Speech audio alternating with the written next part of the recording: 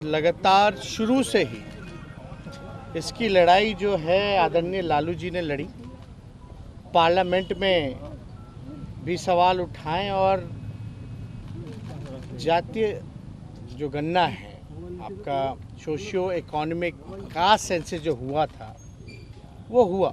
बाद में बीजेपी की सरकार आती है तो उस समय अरुण जेटली जी का बयान आता है कि जो डेटा है वो करप्ट हो गया है। तो कहीं ना कहीं से जो इतना देश का सबसे महंगा जो सेंसस हुआ उसका कोई डेटा हम लोगों को नहीं उपलब्ध हो पाया। और ये सब लोग जान रहे कि ये हम लोगों के प्रस्ताव से, लालू जी की लगातार लड़ाई से बिहार विधानसभा में 2 बार पारित हो गया। तो ऑल पार्टी तो था ही, सर्वसम्मति से पास हुआ, तो इसकी कोई गुंजाइश नहीं रहेगी थी। सब लोग सहमत थे।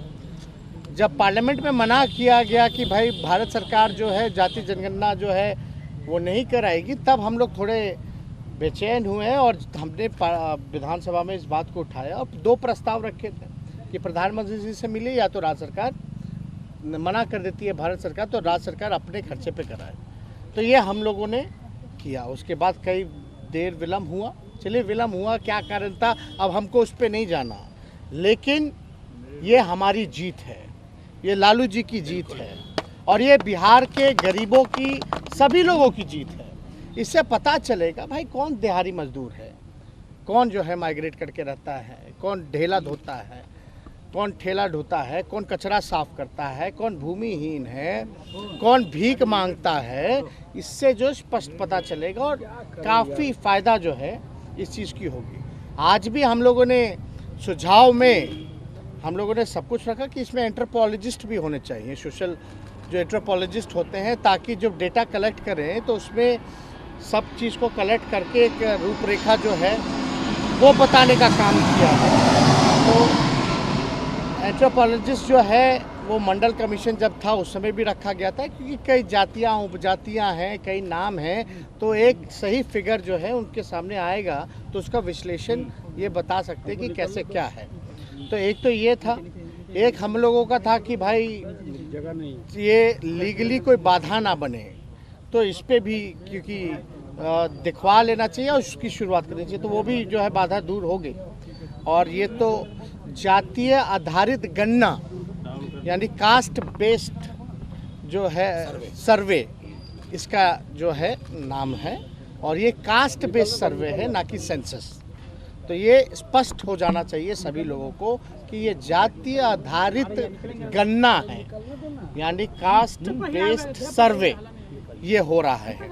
तो ये हम लोगों की जीत है। और सारी चीज़ें, एक चीज़ और है महत्वपूर्ण था कि भाई खर्चा जो होगा ये बहुत ही महंगा होगा, इसका खर्च बहुत लगेगा। देखिए बिहार पिछड़ा राज्य है, गरीब राज्य है, और ये तो पूरे देश में हो जाता अगर बीजेपी केवल एक कॉलम जोड़ देती, तो जितना खर्चा में सेंसस हो रहा है देश का जो एप्लीकेशन द्वारा हो रहा है तो उतना किसी राज्य पे ये अतिरिक्त बोझ नहीं पड़ता। अगर एक कॉलम ही माना था, बिहार में मान गई तो देश में मानने में क्या जरूरत, क्या कौन सी बुराई थी भाई। हर स्टेट अपना अपना करा ही रहा है। तो ऐसे जो कमज़ोर आर्थिक रूप से जो हमारी जो कमज़ोर स्टेट है, जो गरीब राज्य है, जो पिछड़ा राज्य है, तो हमने ये कहा कि भाई 40 में से 39 तो एनडीए के एमपी हैं।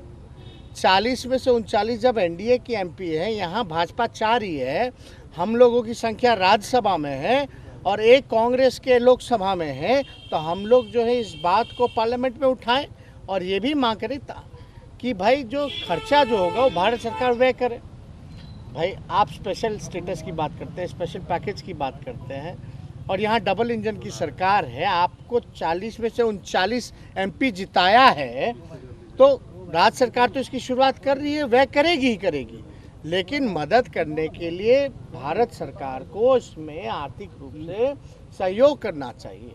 और ये बात से तो सब सहमत है कि ये जो भी बेस सर्वे हो रहा है, कास्ट बेस सर्वे हो रहा है, ये पूरे देश में होता तो ये देश हित में है, लेकिन ये बिहार हित में है। तो इससे और कोई जुड़ा हुआ अगर आप लोगों का सवाल है तो हम जो है गिरिराज सिंह ने बिहार में बयान दिया है, बीजेपी ने क्या किया? नहीं, जब हाउस से ही 2 बार पारित हो गया, तो क्या कहेंगे। अब उनके विषय में आज तो उन्होंने जो है सर्वसम्मति से ही पास हुआ, तो आज तो हमको कोई दिक्कत लगी नहीं। अच्छा। और दिक्कत किसी को लग ही नहीं सकता है। ये जो कास्ट बेस्ड सर्वे है ये बिहार के लोगों के लिए है, ये हित के लिए है, और देश में होता तो नेशनल इंटरेस्ट में था, तो इसका विरोध करने का तो कोई मतलब ही नहीं पैदा होता है। जातिगत जनगणना के बाद बिहार की नई तस्वीर दिखेगी। यति शीघ्र हमको जहां तक लगता है, और हमने ये भी कहा कि बेहतर होगा कि जो भी अगला कैबिनेट हो उसमें आप ले आइए। पूरे देश के लिए लड़ाई लड़ेंगे जातीय जनगणना पर, बिहार में तो जीत हो नहीं गई। नहीं, काउंट तो वो प्रक्रिया, क्योंकि ट्रेनिंग वगैरह भी देना है, इसका फॉर्म वॉर्म क्या होगा, क्योंकि सभी चीज़ों की ध्यान रखना है, सब चीज़ होगा।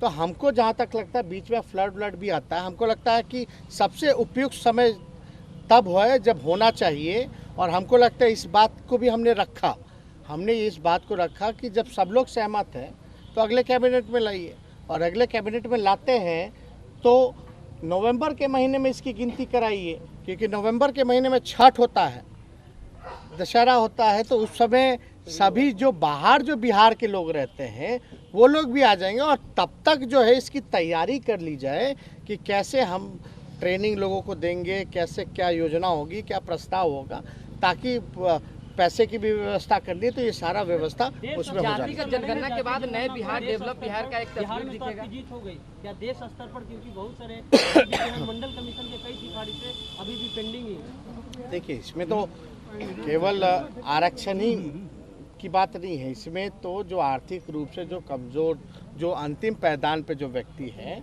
उसको भी मुख्य धारा में आने का मौका मिलेगा। तो वो दिहाड़ी मजदूर कौन है हमको पता ही कौन जात के, भीख मांगने वाला कौन जात का है, नाला साफ करने वाला कौन जात का है, ठेला चलाने वाला, रिक्शा चलाने वाला कौन जात का है, तो हमको तो जानकारी होगी ना कि फलना जात के लिए। तो इसीलिए वो जानकारी जब तक नहीं होगी तो हम उसके लिए विशेष योजना बना ही नहीं पाएंगे।